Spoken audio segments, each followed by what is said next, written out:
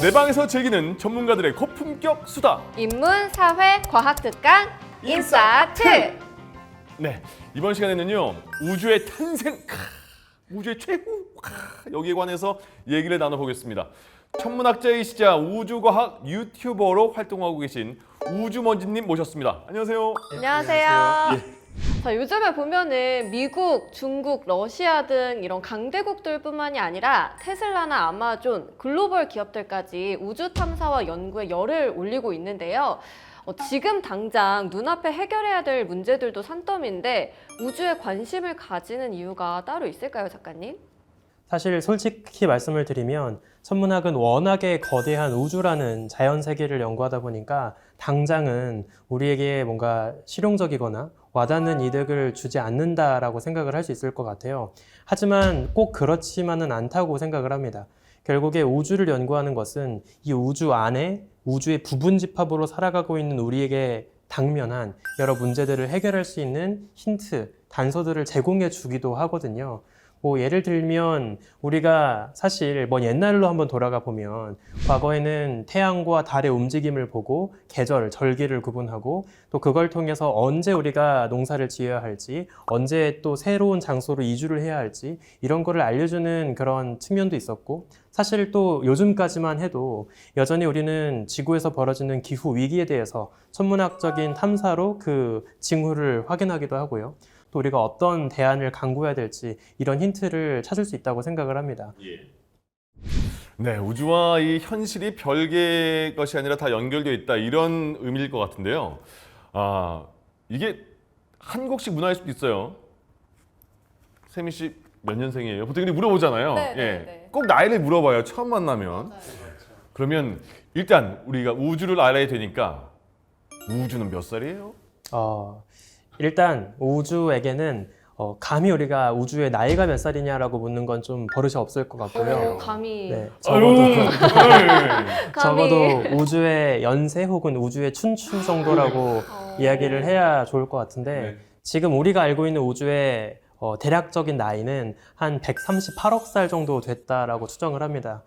사실 감도 안 올 것 같아요. 지금 우리의 지구의 나이가 대략 46억 살이고 지금 태양의 나이가 한 50억 살쯤 됐다고 하니까 태양과 지구보다도 또 한참 먼 옛날에 태어난 대선배님인 거죠. 태양의 나이 처음 들었고 우주의 나이 처음 들었습니다. 오래전 사람들은 우주를 그냥 먼 과거부터 막연하게 하염없이 원래 존재했던 세계라고 생각을 했던 거예요. 그냥 마이너스 무한대 년부터 원래 있었던 세계다. 그렇게 따지면 우주가 지금 몇 살이지? 라고 묻는 질문 자체가 별로 의미가 없었을 겁니다. 근데 지금은 우리가 우주에게 정확한 생일, 시점이란 게 있었다는 거를 알고 있다 보니까 지금 자연스럽게 물어보신 것처럼 우주의 나이가 몇 살이지? 우주가 처음 탄생하고부터 지금까지 얼마나 존재한 거지? 라는 그 생각 자체를 할 수 있게 되었다는 거죠. 이게 굉장히 전 큰 변화라고 생각을 합니다. 그렇군요. 우주의 연세는 138억 세 정도 되는 것 같습니다.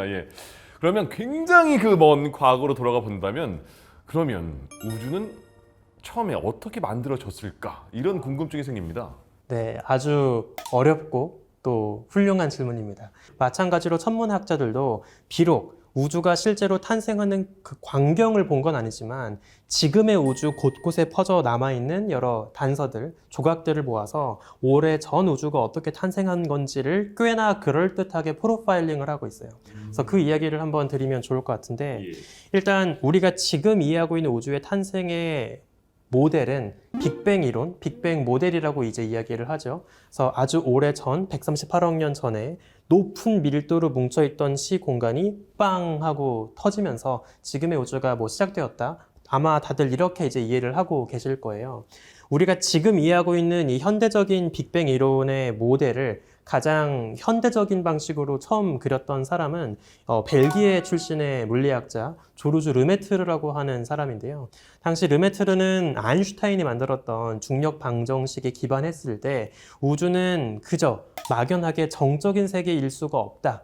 그래서 굉장히 빠르게 팽창하면서 우주 시 공간이 넓어지는 방식으로 진화를 하고 있어야 한다는 걸 자연스럽게 유도하게 됩니다. 그리고 그 우주가 팽창하고 있다면 시간을 거꾸로 돌렸을 때 우주는 덜 팽창했을 거고 지금보다 더 스케일이 작았을 거고, 그러면 태초에는 정말 극도로 높은 밀도와 온도로 펄펄 끓고 있던 상태에서 불꽃놀이 하듯이 시작된 게 아닐까, 이런 이론을 상상을 하게 되었던 거죠. 오, 그러면 어떻게 보면 정말 높은 밀도로 된 작은 점에서 시작했다고 볼 수 있을 것 같은데 이게 저의 입장에서 사실 이해가 잘 안 되거든요. 아, 네.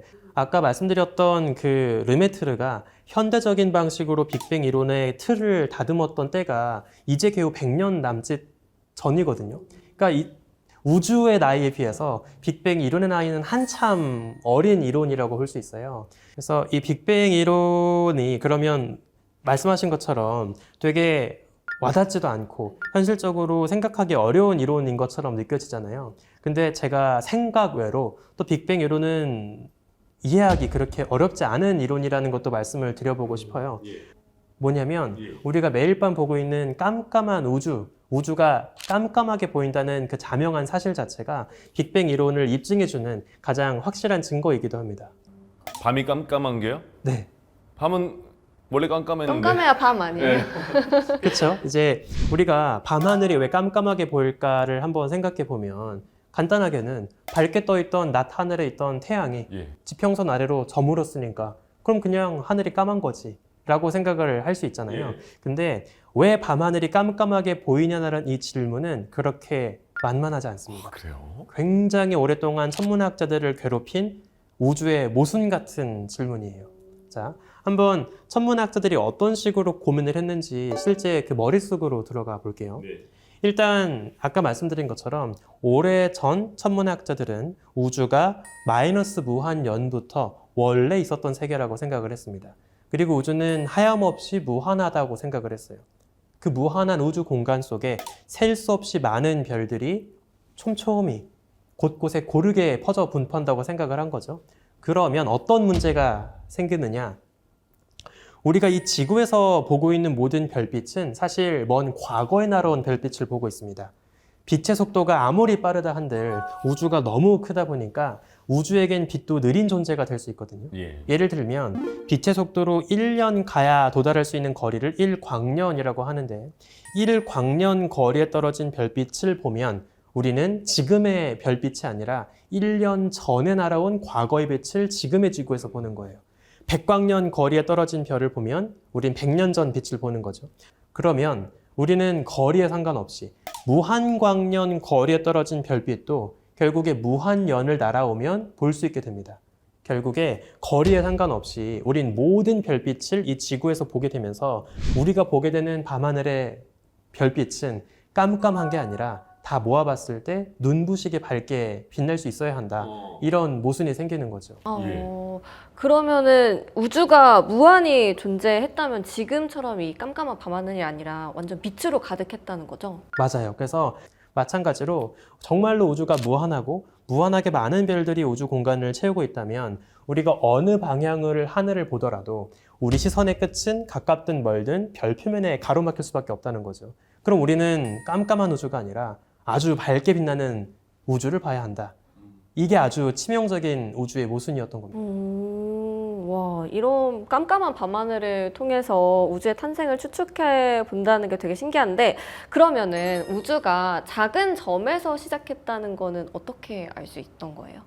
이제 이 깜깜한 우주의 모순을 그 작은 점에서 우주가 시작되었다는 빅뱅 이론으로 어떻게 해결하게 되었는지 그 빅뱅 이론이 발견되던 순간으로 한번 가보겠습니다. 잠깐 우리가 지난 시간에 배웠던 이야기를 떠올려 보면 좋을 것 같은데 우리 인류가 지름 10만 광년밖에 안 되는 작은 우리 은하 안에 갇혀 있는 게 아니라 더 거대한 우리 은하 바깥에 셀 수 없이 많은 은하가 존재한다. 이걸 발견했던 천문학자가 있었습니다. 이름이 혹시 기억나시나요? 안드로메다 관련된 거 아닙니까? 맞습니다. 우와, 망원경 선생님이신데. 맞아요. 망원경 선생님. 네, 망원경의 이름의 그 주인공이기도 한 에드윈 허블. 허블. 허블 망원경 있잖아요. 허블 망원경. 몰라요. 저는 망원경 선생님이라고 기억나서. 네. 맞습니다. 그래서 이 에드윈 허블이 우리 은하 바깥에 수많은 은하가 있다는 것도 발견했지만 더 나아가서 이 은하들이 또 일관되게 우리 은하에게서 멀어지고 있다는 것도 발견을 하게 돼요. 사실 허블 이전부터 지난 시간에 잠깐 언급되었던 베스토 슬라이퍼 같은 천문학자들이 우리 우주에 살고 있는 은하들이 굉장히 빠른 속도로 우주 공간을 누비고 있다. 은하들이 모두 다 우리에게서 빠르게 멀어지고 있는데 그 은하가 멀어지는 속도가 일관되게 그 거리에 비례해서 빠르게 도망가고 있다는 거예요. 그래서 약간 이미지를 좀 더 쉽게 떠올릴 수 있게 하나 비유를 들려드리면 예. 마치 밀가루 반죽에다가 건포도 토핑을 콕콕 박았다고 생각을 하시면 좋을 것 같아요. 그 밀가루 반죽이 팽창하는, 부푸는 우주의 시공간이고 거기 붙어있는 건포도 알갱이들이 은하들인 거죠. 건포도들은 반죽 위를 움직이나요? 안 움직이죠. 그냥 박혀 있어요. 예. 하지만 오븐 속에서 빵 반죽이 부풀면서 건포도 사이 거리가 멀어지죠. 그리고 더 멀리 떨어져 있던 건포도 알갱이들은 그 거리에 비례해서 더 빠르게 속도가 벌어질 거예요. 그래서 이처럼 은하들이 움직이는 속도가 그들이 놓여있는 거리에 비례해서 빨리 멀어지고 있다. 이거 자체가 은하들이 시공간에 박혀 있고 그 공간 자체가 부풀고 있다. 우주는 팽창하고 있다. 이걸 이제 보여주는 빼도 박도 못하는 증거였던 거죠. 예. 전 초반까지만 해도 조금 어려웠거든요. 어. 근데 지금은 와. 좀 단순한 부분도 있구나 이런 생각이 드는데 근데 우리가 잊고 있던 게 우주의 시작에 대해서 얘기를 하고 있었잖아요. 이 우주가 팽창한다는 사실이 우주의 시작과 어떻게 연결이 되는지. 네. 이제 정말 중요한 질문인데요. 지금 우리가 보고 있는 우주가 빠른 속도로 시 공간이 넓어지고 팽창을 하고 있는 방식으로 진화하고 있다면 닥터 스트레인지처럼 시간을 거꾸로 슉 돌렸을 때 우주는 팽창이 아니라 거꾸로 수축을 하는 방식으로 돌아가겠죠. 우주에 존재하는 모든 물질과 에너지가 한데 모여서 더 이상 엉겨붙을 수 없을 정도로 한계에 부딪힐 수 있게 될 거예요. 그럼 천문학자들은 아마 그때가 더 이상 우주의 시간을 되돌릴 수 없는 우주의 태초, 시작점이었을 거다라고 생각을 하게 되었고요.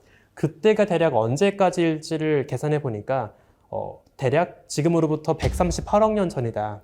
그때 너무나 극도로 높은 밀도와 온도로 우주의 모든 물질과 에너지가 엉겨붙어 있었고 그 한계를 버티지 못하고 우주가 태동을 했다. 그래서 그 팽창의 여파로 지금까지 우주가 거대하게 부풀었고 지금의 스케일이 되었다라고 이제 이해를 하게 된 겁니다. 네, 그럼 우주가 계속해서 팽창하고 있다 이런 건요. 지금 이 순간에도 우주가 끊임없이 변화하고 있다 이런 얘기겠어요? 맞습니다. 예. 우주의 팽창은 당연히 지금도 벌어지고 있고요. 앞으로도 별일이 없는 한 계속 비슷하게 벌어질 거다라고 이제 천문학자들이 기대를 하고 있죠. 그래서 우리가 사실 우주의 팽창이 앞으로 어떻게 될 것이냐 이 질문은 되게 천문학적으로도 유의미하고 훌륭한 질문이에요. 사실 최근 한 20년 전까지만 해도 천문학자들이 어떻게 우주를 생각을 했냐면 비록 빅뱅 직후에는 거센 그 팽창의 여파로 우주가 빠르게 부풀었지만 우주는 또 셀 수 없이 많은 은하로 채워져 있잖아요. 그럼 거리가 멀다 한들 그 질량을 갖고 있는 은하들끼리 서로 중력을 작용하고 있을 것이고 서로 잡아당기는 중력은 팽창의 여파를 더디게 만드는 조금씩 우주의 팽창을 늦추는 일종의 브레이크 역할을 할 것이다 라고 생각을 했죠. 근데 놀랍게도 실제 관측을 해보니까 전혀 예상치 못한 발견을 하게 됩니다. 똑같아요? 아니요. 똑같지도 않았습니다. 오히려 팽창 속도가 점점 빨라지고 있어요. 왜? 완전 생각과 반대인데요? 정반대죠. 약간 어떤 느낌이냐면 우리가 예를 들어서 공을 들고 있다가 위로 통 던졌어요.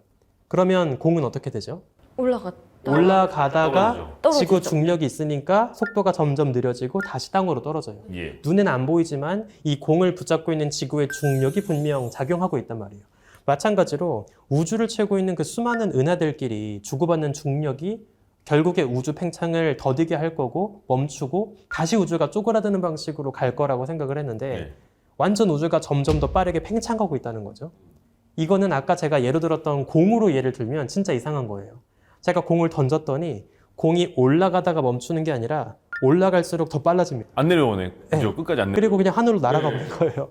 그럼 이거는 이상하잖아요. 얘가 내 손을 떠난 직후에 눈엔 안 보이지만 뭔가 가속을 했고 빠르게 꽝 하고 올라가 버렸다 라는 이상한 변명을 해야 됩니다. 그리고 아직은 이 중력에 대항해서 우주를 살찌우고 있는 에너지의 정체가 뭔지를 모르겠으니까 그냥 미지의 에너지, 암흑 에너지라고 퉁쳐서 부르고 있습니다. 네, 암흑 에너지라는 단어 자체가 저한테는 좀 약간 뭐그 게임에 나오는 그런 것 같은데, 맞아요. 그러니까 깜깜한 밤하늘이 이제 빈 공간이 아니라 우리가 볼 수 없는, 우리가 모르는 에너지로 차 있다 이런 말씀이신 거죠? 네, 맞습니다. 그러니까 사실 이 암흑, 영어로도 다크 에너지라고 하는데 이 암흑이라는 표현이 조금 오해를 일으키는 것 같아요. 그냥 암흑 에너지라고 하면 뭔가 눈에는 보이는데 색이 까만, 그죠. 네, 그냥 까만 뭔가 이상한 에너지. 뭔가 또 부정적인 것 같아. 맞아요. 예. 약간 나쁜 에너지. 예. 좀 이렇게도 느끼실 것 같은데 이 암흑이라는 단어가 여기서 의미하는 거는 그냥 모르겠다, 미지의, 알 수 없는 이제 이런 정도의 의미라고 보시면 될 것 같아요. 그러면 이건 어떻게 받아들일 수밖에 없냐면 진공 자체가, 텅 비어있는 우주 공간 자체가 뭔가 에너지를 머금고 있는 거 아니야? 이런 생각을 할 수밖에 없어요. 눈으로 봤을 땐 아무것도 없는 것처럼 텅 빈 그냥 공허이지만 예. 놀랍게도 그게 사실은 텅 비지 않을 수 있다. 진공 자체가 뭔가 에너지를 머금고 있다. 이렇게 이제 의심을 할 수밖에 없는 거죠. 그러면 지구와 태양의 거리도 그럼 점점 팽창하는 그 건포도와 건포도 사이가 멀어지는 것처럼 멀어지는 거예요? 아, 이거 정말 재밌고 좋은 질문인데 엄밀하게 보면 그렇습니다. 당연히 원자와 원자 사이의 그 아주 비좁은 시공간 자체도 결국엔 우주가 균일하게 팽창하고 있기 때문에 우리 몸속의 원자 틈도 벌어지고 있을 거고요. 또 지구와 태양도 서서히 멀어지고 있겠죠. 하지만 당장 터질 걱정을 하지 않아도 되는 것처럼 아직은 이 지구와 태양이 서로 붙잡고 있는 중력이 우주 팽창의 그 물살보다 압도적으로 강하기 때문에 아직은 둘이 이별할 걱정은 안 해도 됩니다. 네, 가까운 우주는 중력으로 더 가까워지고 먼 우주는 암흑 에너지로 인해서 점점 더 멀어지고 있다라고 하셨는데요. 이런 움직임이 계속된다면 미래의 우주는 그럼 대체 어떤 모습이 되는 거예요? 이제 우리가 지금 관측하고 있는 암흑 에너지 그리고 가속 팽창이 앞으로도 이어진다고 가정을 하면 어느 정도는 우리가 우주의 결말을 이제 스포일러를 해볼 수가 있습니다. 예. 예를 들어서 우리 은하 안에 살고 있던 별들도 서로의 중력을 이제 이기지 못하고 암흑 에너지가 둘 사이를 갈라놓기 시작을 할 거고 은하계가 흩어지기 시작을 하겠죠. 그러면 은하계 살고 있던 별들도 사방으로 뿔뿔이 날아가게 될 거고요. 또 태양과 지구도 이별하게 될 거고 심지어 우리 몸을 이루고 있던 원자들도 서로의 결합력이 버티지 못하고 하나하나 흩어져 버리는 그런 슬픈 최후를 맞이하게 되겠죠. 예. 그래서 물론 아주 먼 미래이긴 하지만 천문학자들은 그런 방식으로 우주가 흩어지게 된다면 이것은 우주가 찢어지는 것이다 라고 해서 빅 립이라고 부르고 있고요. 절묘하게도 립의 영어 스펠링이 RIP거든요. 그래서 우주의 Rest in Peace, 우주의 최후가 딱 빅 립의 결말이라고 이제 많은 천문학자들이 예상을 하고 있죠. 네, 그럼 마치 어벤져스의 최후 빌런이었죠. 타노스가 이 손가락을 튕기는 순간에 모든 것이 가루가 돼서 부서지는 모습이 우리가 될 수도 있는 건데 이 만약에 빅립 시나리오대로 된다면 언제쯤 최후를 맞이하게 될까요? 데뷔 좀 하게요, 저희. 그렇다 해도 너무 당장 걱정하실 필요가 없는 게 이게 불행 중 다행이라고 볼 수 있을지 모르겠지만 빅립을 걱정할 처지가 아닙니다. 우리는 애초에. 이미 우리는 50억 년 정도가 지나면 태양이 터지고 우리 지구도 태양 일부가 되어서 호로록 잡아먹혀지고 그래서 이미 그때쯤이 되면 우리는 어딘가 도망가 있거나 이미 사라진 이후일 것이기 때문에 당장 걱정하실 필요는 없을 것 같고요. 요즘에 또 계산에 따르면 훨씬 더 먼 미래에 이제 이런 일이 벌어질 거다라고 이야기를 하기도 해요. 그래서 뭐 거의 수조년 가까이 이런 일이 벌어질 거다라고 이야기를 하고 다만 빅 립이 벌어지게 되었을 때 결국엔 그 어떤 별도 만들어지지 않는 어둠만 남게 된 그런 이제 우주가 되겠죠. 그러니까 뭐 세미 씨 미래는 걱정할 필요 없다는 거잖아요. 그냥 본인의 건강 신경 쓰시고 바로 앞날을 걱정해야겠어요. 네. 하면 될 것 같습니다. 네, 우주의 최후를 보기 전에 태양과 지구는 수명을 다하게 된다 이런 말씀이신데 우주의 종말을 생각하면 그래도 좀 걱정되고 좀 두려운데 이런 생각도 들어요. 저는 무서워요. 예. 네. 오늘 함께 하시니까 어땠습니까? 아는 만큼 보인다 이런 말이 있잖아요. 예, 우주에 대해서 알고 나니까 밤하늘의 별들 볼 때 그냥 별 같지가 않을 것 같아요. 예. 네. 은하 생각도 날 것 같고 저기 또 그룹이 있겠구나라는 생각도 들 것 같고 오늘 밤에는 하늘의 별을 보면서 오늘 배운 내용들을 잘 떠올려 보시면 좋을 것 같습니다. 네, 저도 똑같은 생각을 했는데 저희가 통한 것 같고요. 네. 오늘 우주먼지님 덕분에 낯설게만 느껴졌던 이 우주가 조금 더 가깝게 느껴진 것 같습니다. 예. 오늘 너무 감사합니다. 고맙습니다. 예. 클릭 한 번으로 인싸되는 채널 인싸특. 인싸특! 다음 시간에 또 만나요. 안녕. 안녕.